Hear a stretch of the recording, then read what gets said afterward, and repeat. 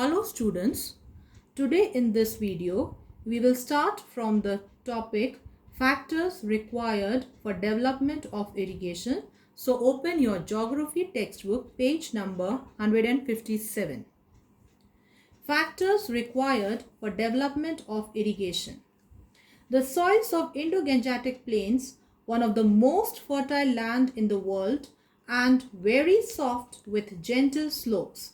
This makes the job of digging canals and wells easy. So why it is easy to dig canals and wells there? Because the soil is very soft. Moreover, the deep clay in the subsoil acts as a reservoir for storing rainwater which percolates down during the rainy season. Percolate means seeps down, goes down during the rainy season. Thus, the good quantity of groundwater available for irrigation in off-season is a boon for wells and tube wells. Off-season means a part of the year when rainfall does not take part. Boon means blessings.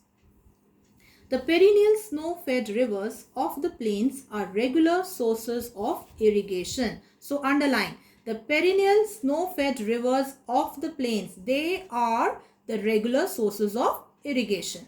However, the flow of water varies with change of season.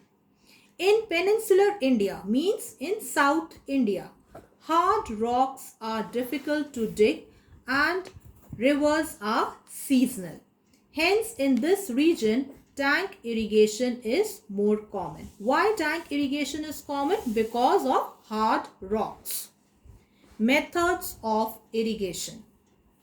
Different sources and methods of irrigation are used depending on the topography, soils, rainfall, availability of groundwater, nature of rivers, and requirement of crops.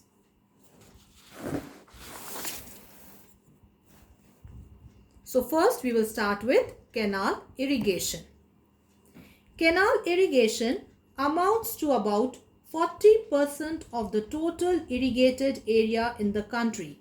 This type of irrigation is more prevalent in northern part of the country. Underline, why canal irrigation is more prevalent in North India? Because the rivers are perennial and flow through flat terrain. Terrain means flat area. Conditions necessary for digging canals.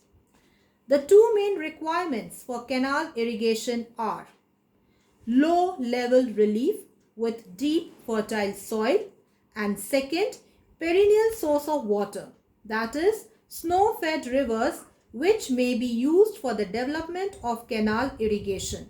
The water from these rivers is stored by building a dam or a weir across the river. Weir means a barrier, artificial barrier across the river. So both the conditions are important. The water is then distributed to the fields during dry season by means of canals and distributaries. Broadly speaking, canals in India are of two types. Underline, inundation canals and perennial canals. Inundation canals. These canals are taken out from the rivers without any regulating systems like weirs and barrages at their head to regulate the flow of river. Regulate means control. Regulating system means some controlling systems like weirs and barrages. Weir, artificial barrier, and barrages also means artificial barrier. A barrage is usually constructed in the lower course of the river in order to raise the level of water in the river. It helps to irrigate the lower regions. The canals are taken out from the rivers when they are in flood and there is excess of water. Underline. So canals are taken out from the river when there is flood and there is excess of water, too much of water. Hence, underline, they are dependent on rains for supply of water. So they depend on rains. Only the lower level regions can be irrigated by such canals as once the rainy season is over and floods subside, the level of water falls below the level of canal head. Such a canal was taken out from river Sutlej, which is prone to floods during rainy season. Prone means likely to floods during rainy season. Advantages. Now, two advantages are there of inundation canals. Number one, inundation canals are easily and cheaply built. Second, they are useful in controlling floods. So, they are easily and cheaply built, and second, they are very useful in controlling flood water. Disadvantages. There is uncertainty of water supply. Why? Because it depends on rain. These canals are useful only during floods. And third disadvantage, only lowland areas can be irrigated. Now, perennial canals. Underline, first line is important. These canals are useful throughout the year as they draw their water from perennial rivers, artificial lakes, or barrages constructed across the river. So, perennial canals, they are useful throughout the year. And what about inundation canals? Only during rainy season. Advantages. As these canals serve throughout the year, the agricultural production in the areas of less or uncertain rainfall has increased considerably. Now, as water can be supplied throughout the year, the agricultural production is increasing in many areas.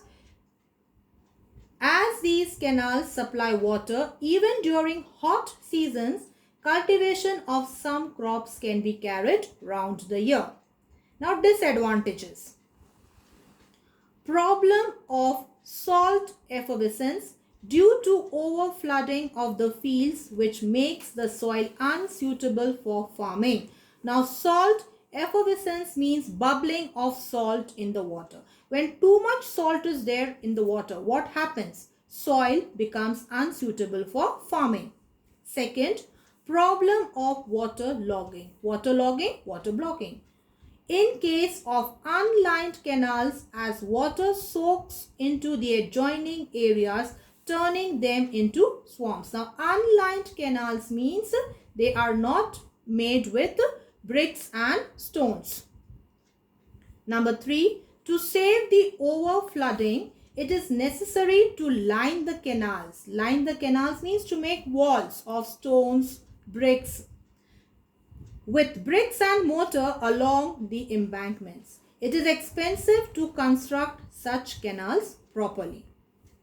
Irrigation by canals is more suitable in northern India as compared to south due to the following reasons. Now, this is very important. Why irrigation by canal is more suitable in North India as compared to South India? Some reasons are there. Number 1, the rivers of northern plains are perennial as they are snow-fed, whereas in southern India, rivers are seasonal. So, the rivers of northern plains are perennial. They have water throughout the year. But what about South India? Their rivers are seasonal. They flow only during rainy season.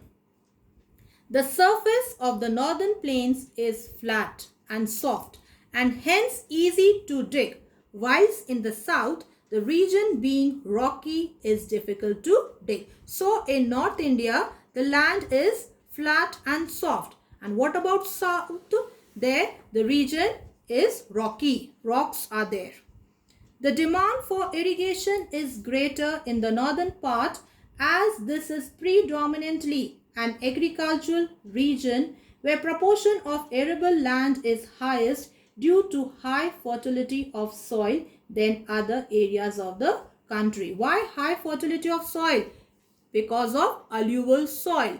You must be knowing about Indo-Gangetic plain. That plain is very fertile. Why? Because of alluvial soil.